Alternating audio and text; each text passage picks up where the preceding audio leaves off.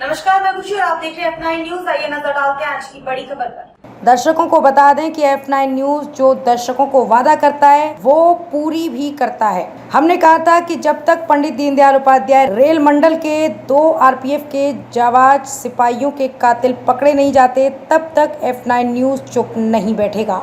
हम हर दिन इस संबंध में सभी एंगल से घटना की बारीकियों को दिखाते रहेंगे। F9 न्यूज पूछता है हाजीपुर में बैठे आरपीएफ के प्रधान मुख्य सुरक्षा आयुक्त आईजी अमरेश कुमार से की ट्रेन संख्या 15,631 बाड़मेर गुवाहाटी एक्सप्रेस में आपके दानापुर मंडल के आरपीएफ के कमांडेंट ने उस ट्रेन में ट्रेन स्काउटिंग पार्टी की ड्यूटी क्यों नहीं लगवाते थे। पंडित दीनदयाल उपाध्याय रेल मंडल में तैनात कमांडेंट जतिन पिराज ने मीडिया के सामने कहा है कि दिवंगत आरपीएफ के दोनों जवानों की हत्या किसी शराब तस्कर के द्वारा की गई है। यहाँ 2 बातें हैं, संभावना और शक, दोनों उनके बयानों में झलक रहे हैं। वहीं अगर कमांडेंट डीडीयू की अगर बातें सही हैं तो दानापुर कमांडेंट प्रकाश पांडा, इसका मतलब है कि उन्होंने षड्यंत्र के तहत हो सकता है कि किसी शराब माफिया से मिली भगत कर train number 15,631 Barmer Guwahati express train में ट्रेन स्काउटिंग नहीं चलवाते थे। और आरपीएफ सूत्रों ने F9 न्यूज़ को घटना के बाद बताया भी है कि उक्त ट्रेन संख्या 15,631 ट्रेन में कभी भी ट्रेन स्काउटिंग नहीं चलती थी और ये इतनी वीआईपी ट्रेन होने के बावजूद भी ट्रेन स्काउटिंग का इस ट्रेन में नहीं चलना, इसका मतलब ये है कि शराब तस्करी करने वाले तस्करों से मिलकर उनसे महीने के लाखों रुपए लेकर पूरी ट्रेन को ही शराब के तस्करों को खुलेआम दे दिए थे।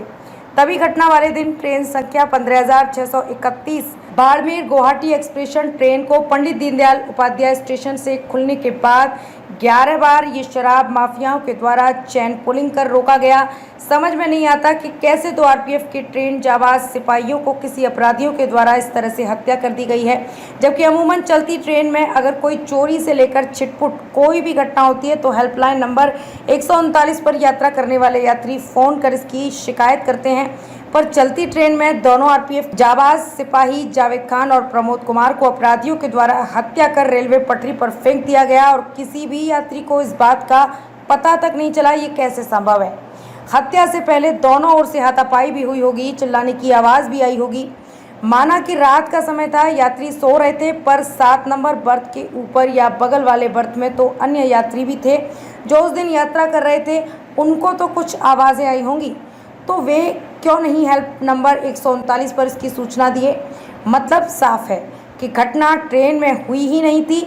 अब अगर दूसरे एंगल की बात करें तो हो सकता है कि हत्यारा अपने अंदर का भी हो सकता है, जो उस दिन घटना वाली रात को वो भी पंडित दीनदयाल उपाध्याय जंक्शन से साथ ही ट्रेन में चढ़ा हो और हत्यारा और दिवंगत दोनों आरपीएफ का सिपाही परिचित भी हो।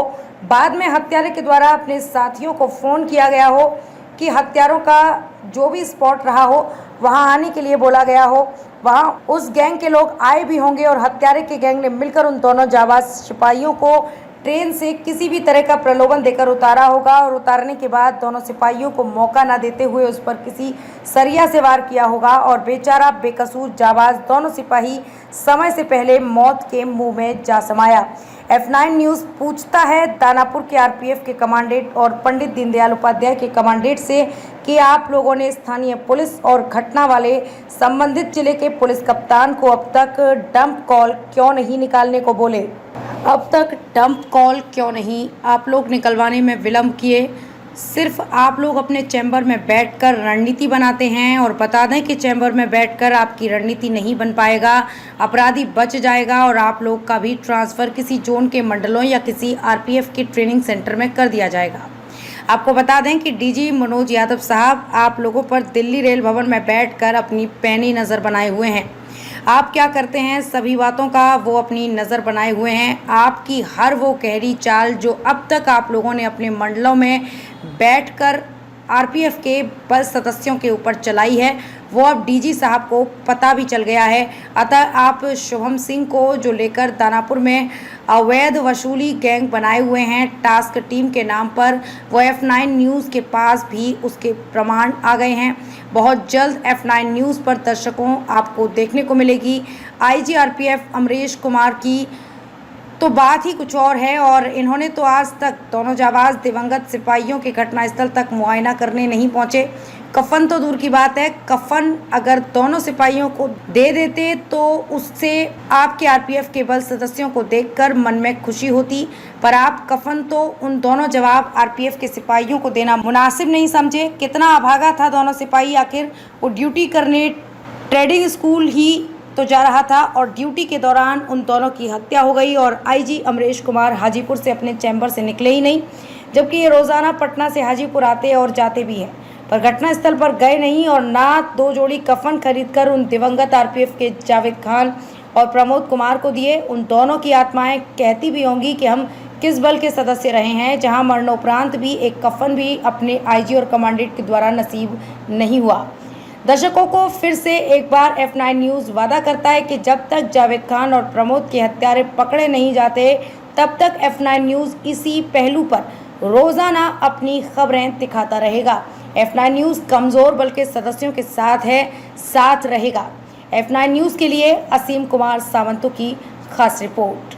अब तक के लिए बस इतना ही, फिर होगी आपसे मुलाकात ऐसी एक और बड़ी खबर के साथ। तब तक के लिए नमस्कार और देखते रहिए F9 न्यूज़। खबर बड़ी और खास होगी, असल वजह की तलाश होगी, दुनिया भर के हर गांव, शहर, गली, मोहल्ले पर नजर हमारी होगी। खुलेंगी पर्दें, जहन में उठे हर सवाल की बात होगी, हर वो जवाब जो है आपके लिए जरूरी, जिम्मेदारी हमारी होगी। हमारी खबरों में कुछ हटकर होगी बात। देखिए सिक्के के दोनों पहलू F9 न्यूज़ के साथ।